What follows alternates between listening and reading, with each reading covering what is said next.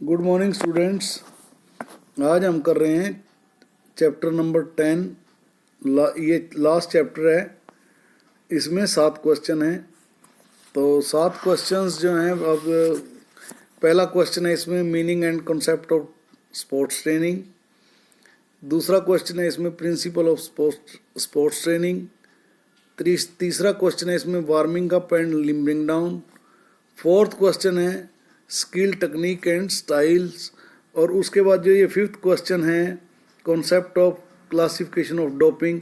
ये नशे से आधारित हैं तीनों क्वेश्चन। और इन किसी में जो प्रतिबंधित दवाएं हैं, किसी में डोपिंग है और किसी में अल्कोहल है, तो उससे होने वाले नुकसान और उनके क्या समाधान है, ये तीनों क्वेश्चन एक दूसरे से रिलेटेड है। तो लगभग 5 ही क्वेश्चन हैं इस चैप्टर में, और बड़ा ही इंटरेस्टेड ये चैप्टर है। और एक बार आप इसकी रीडिंग लेंगे तो ये चैप्टर तैयार हो जाएगा। तो खेल प्रशिक्षण क्या है, इसमें पहला क्वेश्चन दिया हुआ खेल प्रशिक्षण का अर्थ एवं अवधारणा। तो जो भी गेम हम खेलते हैं उससे रिलेटेड जो भी तैयारी करते हैं, उसके लिए 1 महीना 2 महीना 6 महीना या साल भर जो हम जाके कहीं सीखते हैं और ट्रेनिंग लेते हैं, उसी को प्रशिक्षण बोलते हैं। ठीक है, उसकी एक परिभाषा दे रखी है। 2 उनके नाम लिखे हुए हैं, मैथ्यू और हरदयाल।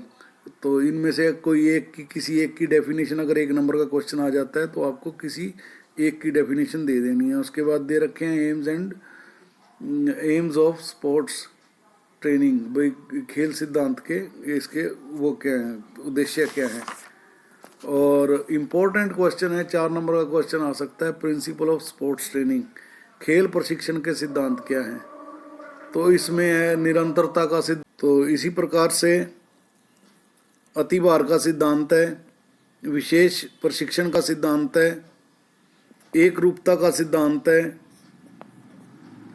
और उसके बाद आ रहा है प्रिंसिपल ऑफ पार आइडियोजेक्शन, समान उदात्तीकरण का सिद्धांत। उसके बाद आता है गरमाने का सिद्धांत।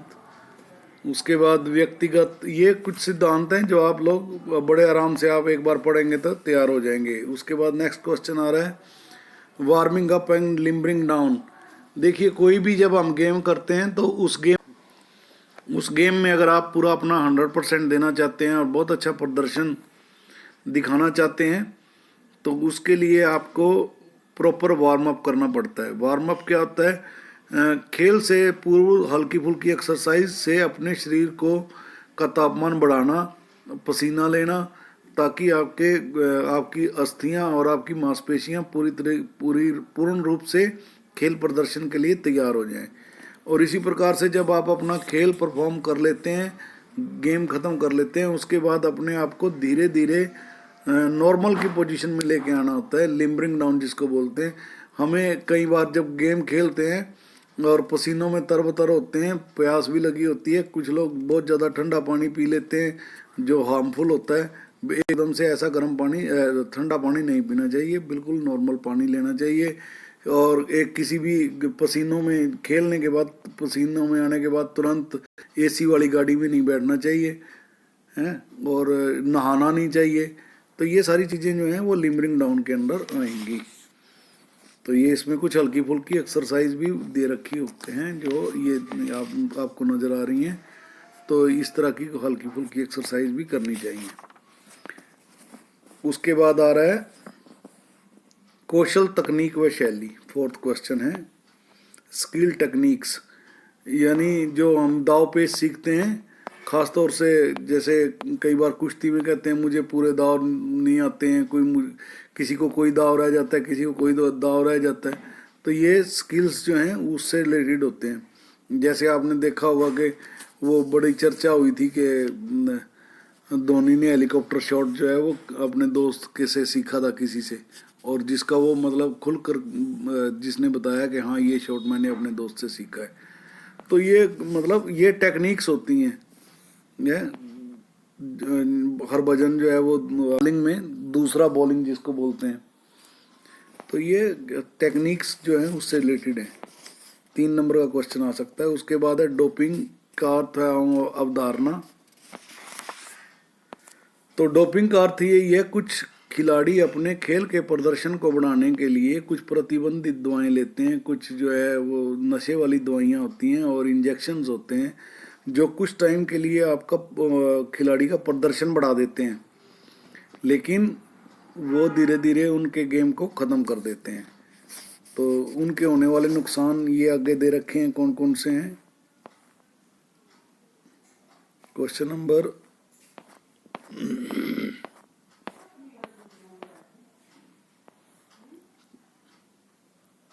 ये आ गया, प्रतिबंधित दवाओं के नुकसान। उत्तेजक होती हैं ये, नशीली दवाएं हैं।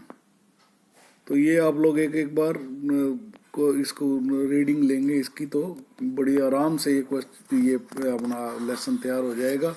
फिर भी इसमें अगर आपको कहीं से भी कोई दिक्कत लगे तो या कुछ आप मेरे से डिस्कस करना चाहें, आप मेरे पर्सनल नंबर पर डिस्कस करें।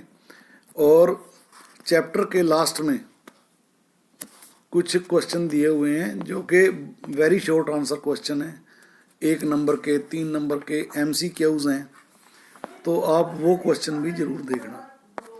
Okay, God bless you, thank you.